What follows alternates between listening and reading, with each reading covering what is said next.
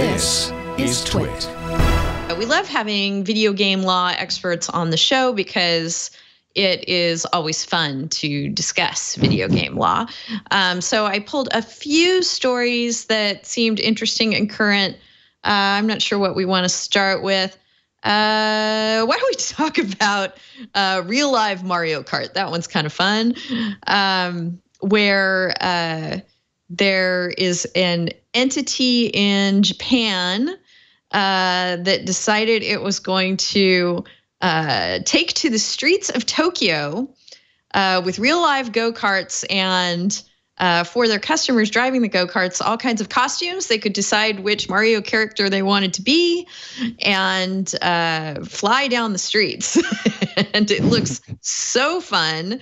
The author of this piece at JD Supra was sad that driver safety laws did not permit the people participating in this to throw things at each other from their cars. But the fact that this happened at all is sort of delightful until the fact that Nintendo came along and said, hey, you haven't bothered to license any of our IP in putting together this car rally on the streets of Tokyo, and we're going to have to sue you about it. And they wound up having to pay 10 million yen, about $89,000.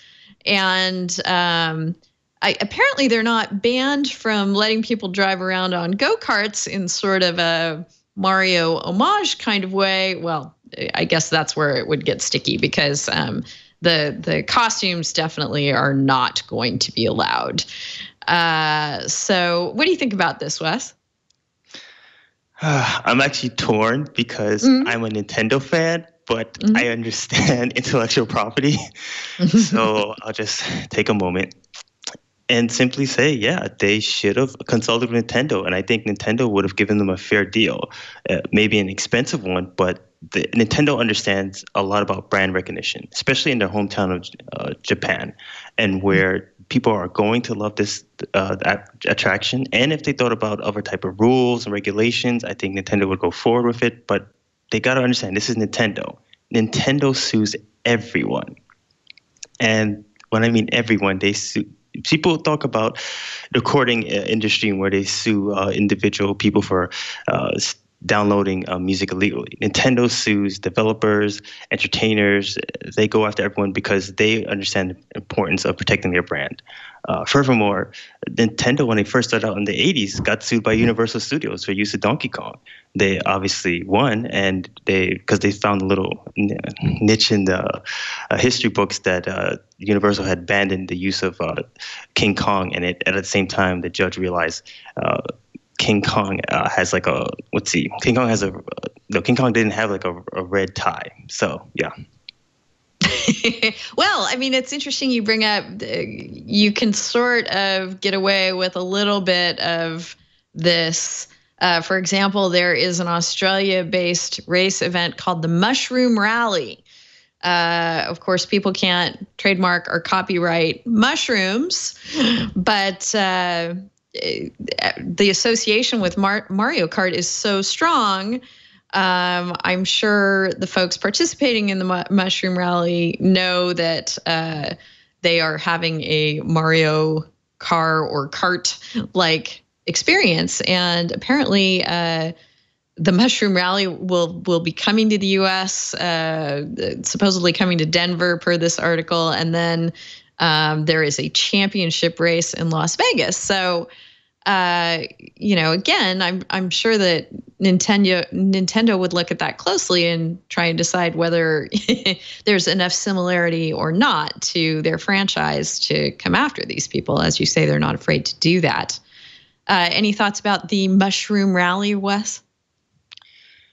So this is an interesting one because just by the term Mushroom Rally, that's okay. The question is, what's different is it doesn't seem like they're actually going to be encouraging people to use costumes.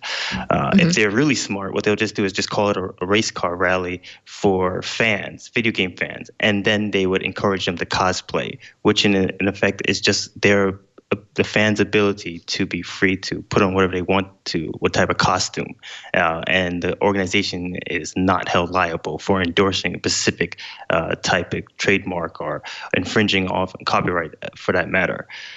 But I'm looking at it and I have a sense they're going to be careless about it. So they might fall along some lines of trademark infringement, especially if they're going to put some information in their copy and then not put the trademark symbol.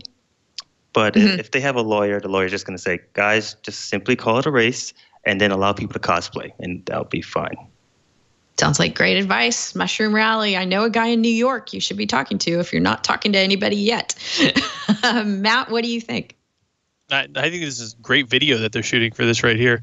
But yeah, I mean, I think that, in terms of the racing on the streets in Tokyo, I'm not familiar with Japan's specific intellectual property laws, but it seems like, at least from the article, that they made the distinction upon whether the company that was running these races on the streets was giving out the costumes or not. Probably wasn't a good idea to be giving out the costumes, but I feel very differently about people driving around go-karts in the streets of Tokyo, whether or not they're wearing Mario Karts. I'm much more in favor if they're wearing Mario costumes. So I think it's a fun story of people really loving this video game from 10, 15 years ago. I don't know if they come out with a new version, but I would probably play it. Yep, sounds like a good call. What do you think, Stefan? So I'm not much of a gamer anymore, but when I was younger, I just loved this game, and I used to say that nobody could beat me at it. And when I was in law school, I knew a guy also named Stefan who thought he could beat me at it. And so there was the showdown of the Stefans at Mario Kart, and of course I won, and it was great. And I think every once in a while I think about this, and it makes me so happy. And it's hard for me to imagine characters with more goodwill than these Nintendo characters, and I think they're so beloved. So I understand why people want to dress up like them. At the same time, I think obviously Nintendo had to do what it had to do here. So I just wish that I had time to put on a Mario costume and sit down in a go-kart and cruise around the streets of Tokyo. That sounds like a great life. If there's a path from where I am now to that, if somebody can clarify that for me, I'll get on that path right now. It doesn't seem to be what the future holds for me, though. Yeah, so I'm just glad these people are having fun. If I were the Japanese government, I would intervene and have a chat with Nintendo, because goodness, what a tourism lure, right? I would plan a whole vacation to Japan around this. Sounds amazing. Yes,